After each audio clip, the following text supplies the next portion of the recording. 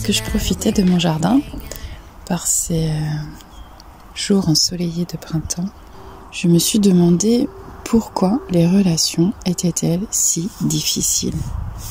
Pourquoi les relations ne sont pas aussi mélodieuses et joyeuses que le chant des oiseaux, aussi doux qu'une brise, aussi simple et facile qu'un lever de soleil?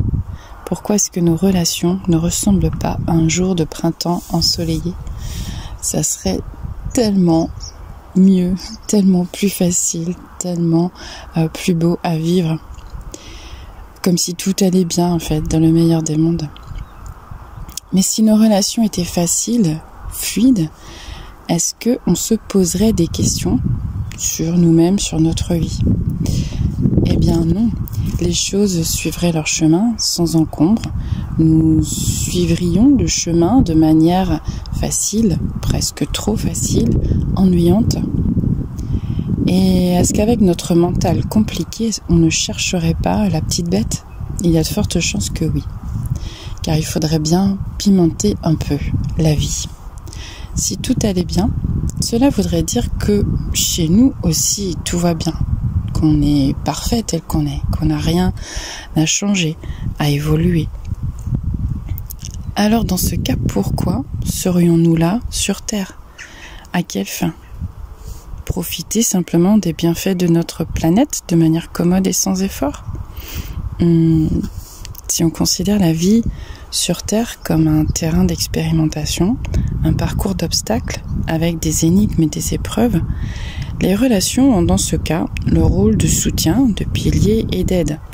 Et c'est parfois le cas, en effet. Mais se confronter à l'autre comme son semblable est bien souvent le meilleur moyen de passer des étapes. C'est le chemin le plus apte à nous faire accéder au niveau supérieur. Alors pourquoi cela? Eh bien, il y a deux choses à prendre en compte. D'une part, nous créons des relations selon l'énergie que nous vibrons, consciemment ou inconsciemment.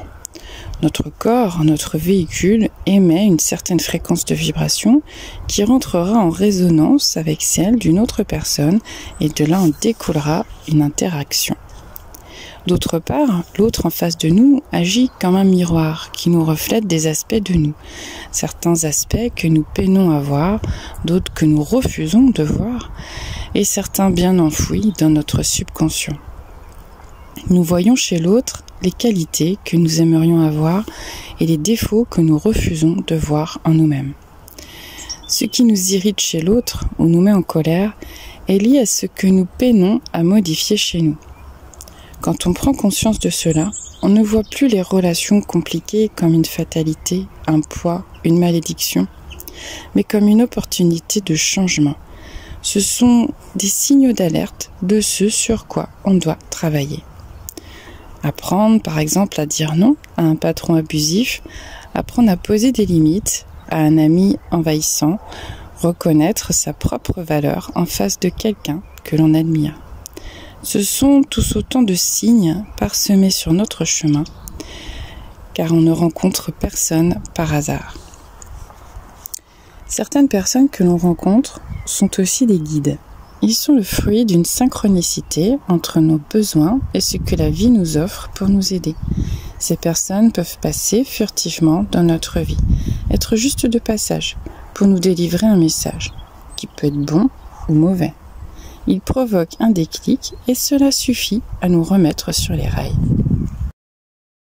Les relations familiales et amoureuses sont les plus difficiles, car elles sont les plus intimes, celles qui nous lient avec notre nature la plus vraie. Elles sont souvent les plus souffrantes aussi, et par conséquence, les plus transformatrices.